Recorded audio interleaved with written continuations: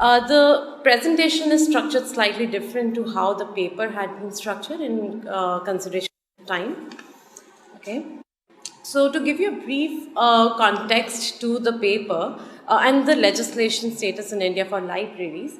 Now, libraries are a state subject in India, which means it's a responsibility of the states to prepare legislation on public libraries. And in India, 19 states already have a public library legislation.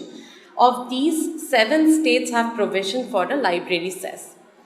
Now, there is no national policy on libraries, although there have been several proposed in the past.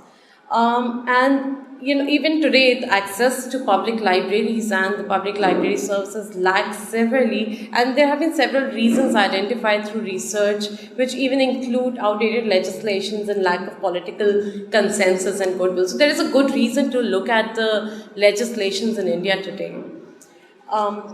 It's not that the legislations can guarantee a perfect public library system. I mean, there are researches that show that states with decades-old library legislation still have huge gaps in public library systems, but legislations do help.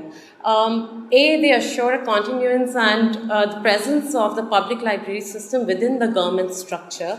It ensures the government is accountable towards the public to provide a public library system. And if it is drafted well, it can help conceptualize public libraries in a way which is more, more just, more inclusive, and is open to everyone. And that can help maintain better standards in libraries and also to advocate for better and more libraries. Now, but to be able to advocate for libraries, we really need to understand what the legislations even think of public libraries. How do they understand public libraries? So that's the question I'm attempting to answer in this paper. How is a public library conceptualized in Indian legislations on libraries? Next slide, please. So I attempt to answer this question by comparing 3 state public library legislations in India. And all these 3 have different funding models. Tamil Nadu has a cess-based model, Maharashtra has a grant-based model, and Haryana has both cess and grant. Obviously, the actual funding models are much more nuanced, and we'll talk about it later. Next slide, please. Okay, so they are studied across 6 parameters, and the 6 parameters were identified through a review of literature. They are library services and facilities, funding, subscription fee, inclusivity, independence, and digital access and services. I'll go over what these stand for in the subsequent slide. Now, when we talk of library services and facilities, I'm basically referring to how do the legislations even define public libraries and public library services? What kind of services and facilities are envisioned in the Act that the public libraries should be providing? Now, in literature and in various guidelines across the globe, public libraries have been identified as much more than repository of books, and that's something we have been hearing a lot of in the last 2 days. They are imagined as spaces for learning, for culture, for education, for inclusion, for information, for social justice. They are seen as complex meeting places where people meet people with different cultures and learn about multiculturalism. And in different countries, it has even been used as a means of national integration to enforce affirmative action. And Ranganathan defined it as a growing organism. That means there's like no limit to what a public library can really do. So, unfortunately, all the 3 acts that I studied define public libraries only in terms of books and book-related services. Now, as a contrast, if we look at the public library legislation from Finland, for example, it's defined in terms of what services the library should be providing, and the services are much more than book-related services. So what we really need to be doing is doing a lot of research on what different kinds of legislations already exist in public libraries. What are some of the standards and guidelines?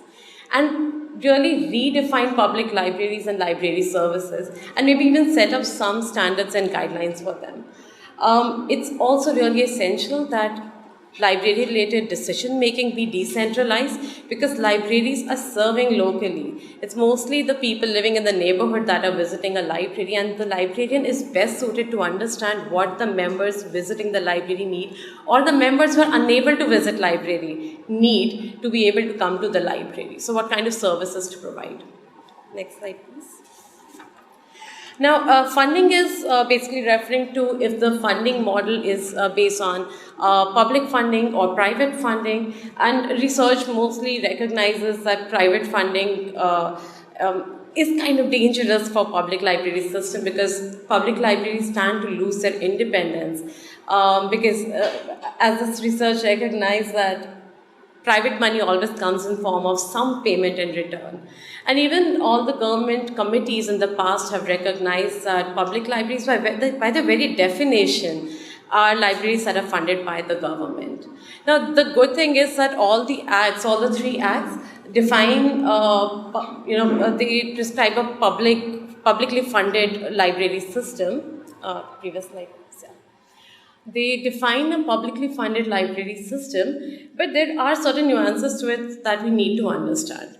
Now, first of all, the Tamil Nadu library system, for example, has cess, which is levied at the local library authority level, which is a good thing. But the amount that is collected through the cess, especially for the smaller authorities, is quite insufficient to fund the libraries in that particular district.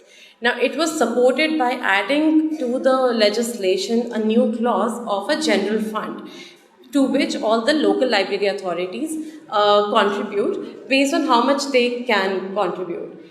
Now, earlier, the Act also used to have a component for the government to contribute some grants, which was omitted through an amendment. So that means the state libraries' accountability, the state government's accountability to contribute has been reduced.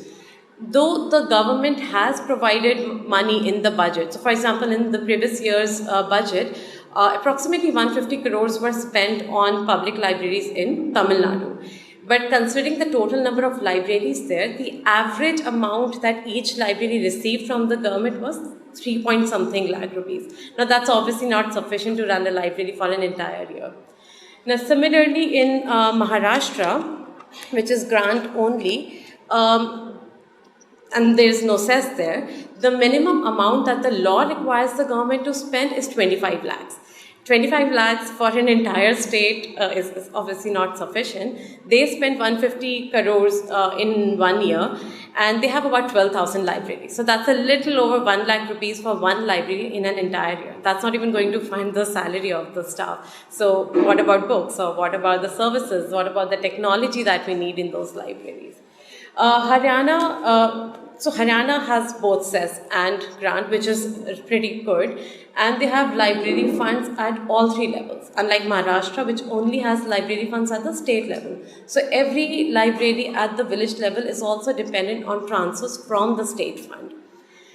Haryana has library funds at all three levels, but the funds located at the local level receive funding only through cess, and the funds located at the state and the district level receive funds only through grant.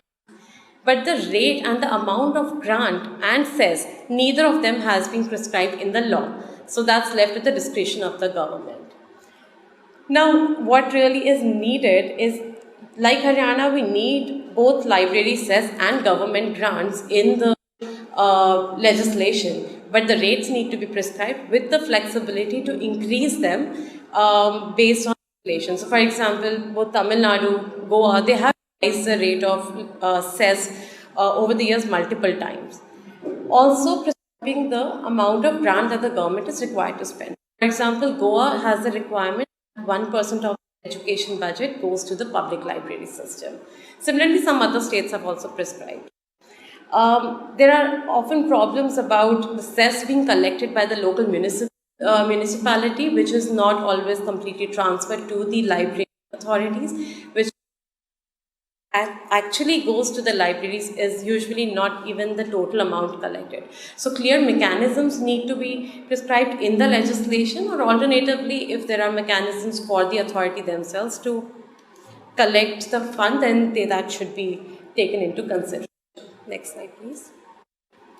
So subscription means if the libraries are subscription libraries or are they providing services free of cost. Now globally it's a very common thing for public libraries to be available free of cost for every citizen. Unfortunately, in India, that's not the case. In fact, of the three, only Haryana describes a public library as one which is free of charge. But even in Haryana, the public libraries, all subscription libraries, they charge a subscription, and it's not even a significant amount that the subscription money will be, will contribute significantly to the library budget. So the thinking behind having a subscription fee is not really very clear. But it is very clearly understood that the moment fees or a security deposit, it means a lot of people will automatically be excluded from the library system because they're unable to pay to enter the library.